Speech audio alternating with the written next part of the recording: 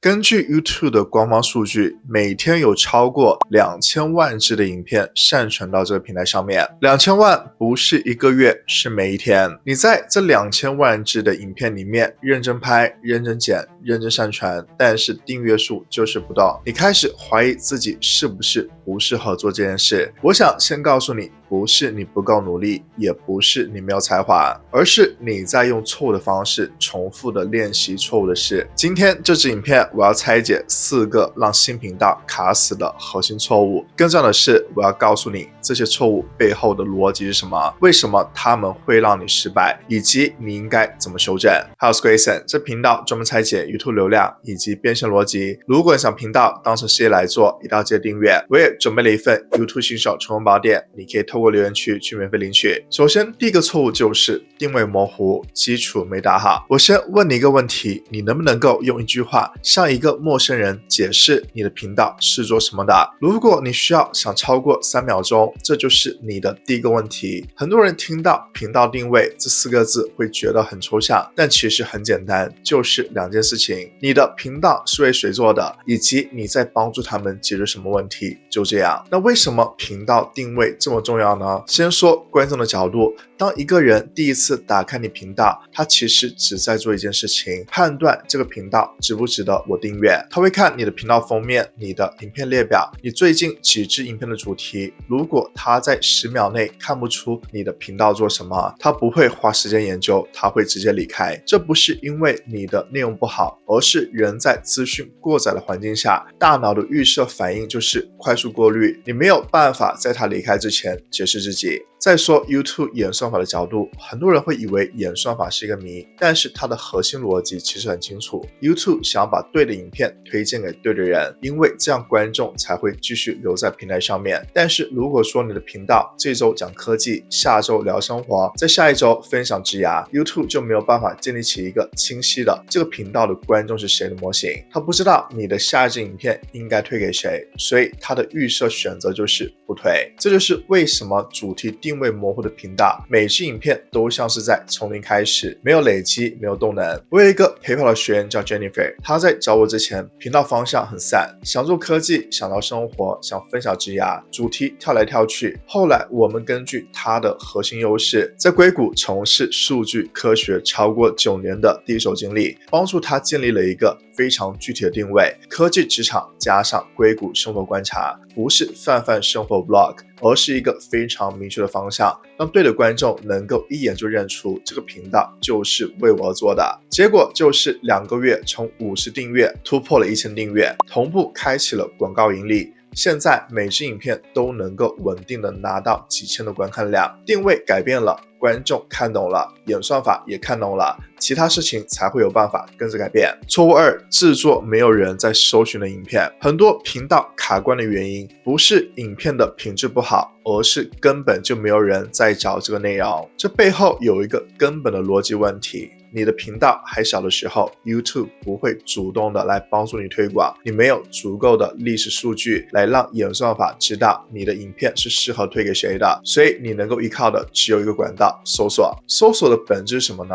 是有人心里面已经有了一个问题，他去主动寻找答案，这个流量是主动的，是有需求的，跟演算法推荐的被动流量不一样。被动流量是需要你先有成绩，演算法才会放大，但是搜索流量是你今天做了一支解答特定问题的影片，明天可能就有人找到它。所以对于新频道来说，搜索流量是最公平的起点。你不需要有名气，不需要有大量的订阅者，你只需要你的影片是有人在找答案。那实际上要怎么找到这些有需求的问题呢？我自己常用的工具叫做 vidIQ， 它有一个关键字研究的功能，是可以直接告诉你一个主题它在 YouTube 上面的搜索量有多高，竞争程度是怎么样的，还有哪些相关的关键字值得考虑。重点是这些数据是真实的搜索行为，不是你自己猜的需求。你不需要去靠感觉来选题，数据会直接告诉你答案。那我会把 vidIQ 的链接放在影片下方，同时提供我的专属折扣码 Grayson30， 可以拿到30%的折扣。如果你还没有一个系统化的选题工具，你可以去试试看。那什么样的内容是有搜索需求的呢？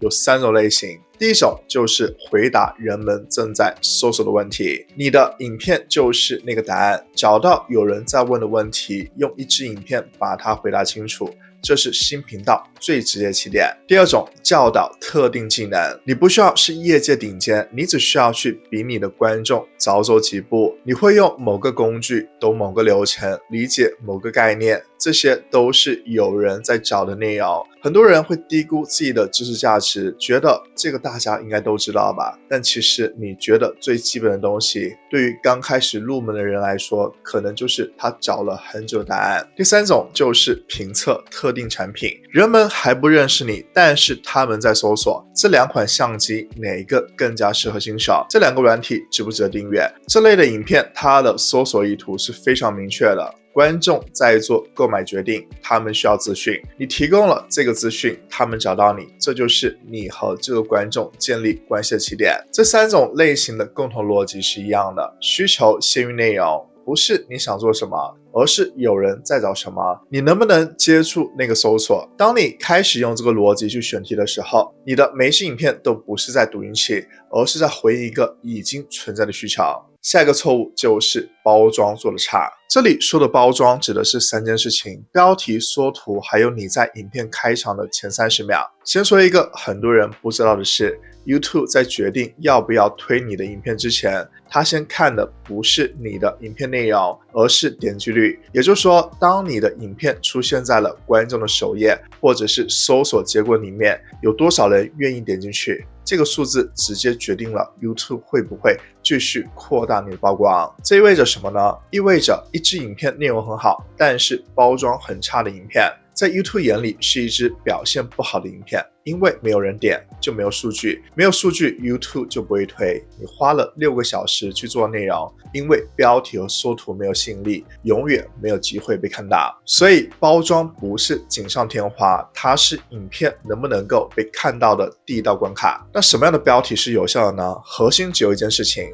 让对的人看到标题的瞬间产生这就是我在找的东西，或者是这个我一定要知道的感觉。标题不是在描述你的影片，标题是在跟观众说话。缩图也是一样的逻辑，观众在首页一眼扫过去，你的缩图只有不到1秒钟的时间让他的眼睛停下来。缩图的作用不是好看，是在一排影片里面让人注意到你。很多人的问题是在影片的制作上面花了6个小时，在标题和速度上面花了60秒，这个比例是完全反过来的。我会建议你在每周的工作流程里面要有一个很完整的时间区块，只用来做一件事情，研究和优化你的影片标题还有缩图，不是顺便想一下，而是你真的坐下来认真的对待它。这是一个可以系统性学习的技能，不是靠灵感，也不是靠运气。下一个错误呢，就是对持续的定义是错的，只要持续的发片，总有一天会成长，这句话害了很多人。我想先说清楚一件事情，持续发片本身是没有错的，但是如果你持续做的事情方向是不对的，时间拉得越长，你离目标反而是越远的，因为你不只是在原地踏步，你是在用越来越多的时间还有精力强化一套没有办法带你成长的工作方式。有一句话说熟能生巧，但是这句话其实是不完整的，正确的说法应该是正确的练习才能够带来精进。你可以在一件错误的事情上面练习得非常熟练，但是熟练不等于进步。那真正有效的持续是什么呢？第一就是持续研究什么是有效的。YouTube 的游戏规则一直在变，2年前有效的做法，今天不一定还能有用。如果你没有持续的更新自己对于平台的理解，你是在用过期的地图来走今天的路的。第二就是持续的看数据，并且愿意根据数据来调整。你的频道的数据是平台在给你的反馈，点击率低代表你的包装需要改进，观看时长短代表你的内容或者开场有问题，订阅转换率低代表观众看完了但是没有找到留下来的理由。这些数据都在告诉你下一步应该改什么，但是前提是你愿意去看，愿意去听。很多人做了几年 YouTube 还没有成长，不是因为他们不努力，而是因为他们一直在忽略数据给出的讯号，继续用同样的方式去拍片。这就是为什么努力和成长可可以完全脱钩。第三，持续的去获得外部回馈。一个人闷着头做，最大的问题不是没有动力，而是看不到自己的盲点。你以为你的影片应该得到更多观看，但是你没有办法去从旁观者的角度来看自己的频道。外部视角，不管说来自社群、来自有经验人、来自导师，它都是能够让你去看到自己永远看不到的问题的。所有顶尖的职业运动员都是有教练的，而且通常不止一个。这不是偶然，是因为你需要有人来帮助你去看你看不到的地方。那我自己是有做1对1的频道运营陪跑服务的，我发现在这个过程中，我的学生能够去得到一个及时的反馈，他们遇到的问题有时大有时小，当有人在他旁边看到的时候呢，都会去帮助他快速的解决，不会因为一个问题来卡住他们，这样是会促使他们更快的成长的。第四就是持续的在品质和品牌上面保持一致性。订阅的本质是信任，观众订阅你是因为他相信你下一支影片也值得看。但如果说你的影片品质忽高忽低，主题东跳西跳，风格一直在变，观众就没有办法对于你建立起一个稳定的预期，就不会有累积的信任感了。所以我说的持续不是量的持续，而是质的持续，是在每一个制作环节里面都可以的进步，是听数据的话，是保持学习，是在足够长的时间里面去做正确的事情，这样的持续才会真正带来成长。这4个错误每一个都不是天才才能够修正的问题，他们是可以学习、可以系统化执行的事情。如果你想把今天这些逻辑继续往下挖，我有一堂免费的公开课，2026年 YouTube 成长蓝图，专门拆解现在这个时间点你应该做什么，不应该做什么，在影片下方有链接，不用钱你可以去看。但是很多人在修正这些问题之前，其实连 YouTube 的流量逻辑都还没有搞清楚，为什么有些影片它会被推荐，有些影片却永远没有曝光，演算法真正看的是什么？那这件事情呢，我在这支影片里面有完整拆解，你可以现在就点击观看。